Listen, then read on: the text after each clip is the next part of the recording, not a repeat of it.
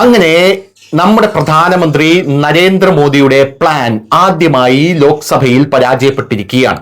Delimitation എന്ന് പറയുന്ന bill പ്രധാനമന്ത്രി നരേന്ദ്രമോദി കൊണ്ടുവരാനായിട്ട് ശ്രമിച്ചു. അതായത് മണ്ഡല പുനർനിർണയം, വനിതാ സംവരണത്തിനിടയിലാണ് മണ്ഡല പുനർനിർണയം കൊണ്ടുവരാനായി നമ്മുടെ പ്രധാനമന്ത്രി നരേന്ദ്രമോദിയും ആഭ്യന്തരമന്ത്രി അമിത്ഷായും ശ്രമിച്ചത്. പക്ഷേ ഇത് നടന്നില്ല. ഇവർ അതിൽ ദയനീയമായി പരാജയപ്പെട്ടു എന്നൊക്കെയാണ് മാധ്യമങ്ങൾ എഴുതി പിടിപ്പിക്കുന്നത്. ആദ്യമായി ഇന്ത്യൻ പ്രധാനമന്ത്രി നരേന്ദ്രമോദി പാർലമെന്റിൽ പരാജയം രുചിച്ചു എന്നൊക്കെ പറഞ്ഞുകൊണ്ട് വലിയ രീതിയിലുള്ള ആഘോഷങ്ങളാണ് നടക്കുന്നത്. പക്ഷേ ഇവിടെ നമ്മൾ ചേർത്ത് വായിക്കേണ്ട ഒരു കാര്യം, കഴിഞ്ഞ ദിവസം പ്രിയങ്ക ഗാന്ധി അമിത്ഷായുടെ മുഖത്ത് നോക്കി പറഞ്ഞ ഒരു കാര്യമാണ്.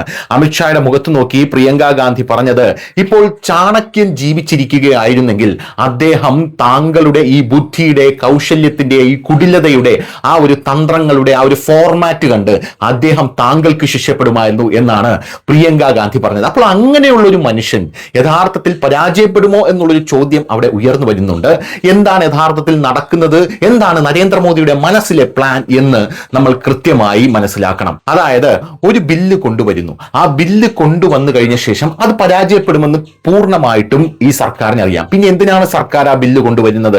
അതിനു പിന്നിൽ മറ്റെന്തോ പ്രവർത്തനങ്ങൾ ഉണ്ട് എന്ന് നമ്മൾ കൃത്യമായിട്ടും മനസ്സിലാക്കിയിരിക്കുക. ഓരോ നീക്കവും ഭയപ്പെടേണ്ടതാണ് എന്നുള്ളതാണ് കേന്ദ്ര സർക്കാരിന്റെ പ്രതിപക്ഷ പാർട്ടികൾ മനസ്സിലാക്കിയിരിക്കേണ്ട ഒരു കാര്യം എന്ന് പറയുന്നത്. ഇപ്പോഴിതാ ആ ബില്ല് പരാജയപ്പെട്ടു.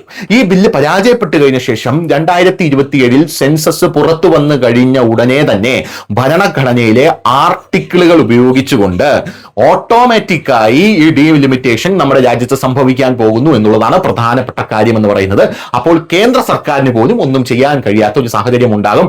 ഇപ്പോൾ കേരളത്തിനും തമിഴ്നാടിനും ഒന്ന് നിലവിളിക്കാനെങ്കിലും അവസരമുണ്ട്. പക്ഷെ ഭരണഘടന അങ്ങനെ ചെയ്തു കഴിഞ്ഞാൽ കേന്ദ്രത്തിന് ഒന്നും ചെയ്യാൻ സാധിക്കാതെ ഭരണഘടന ഓട്ടോമാറ്റിക്കായി ഇതൊരു ഷിഫ്റ്റിലേക്ക് കൊണ്ടുവന്നു കഴിഞ്ഞാൽ എന്ത് നിങ്ങൾക്ക് ചെയ്യാൻ പറ്റും എന്നുള്ളതാണ് പ്രധാനപ്പെട്ട ചോദ്യം.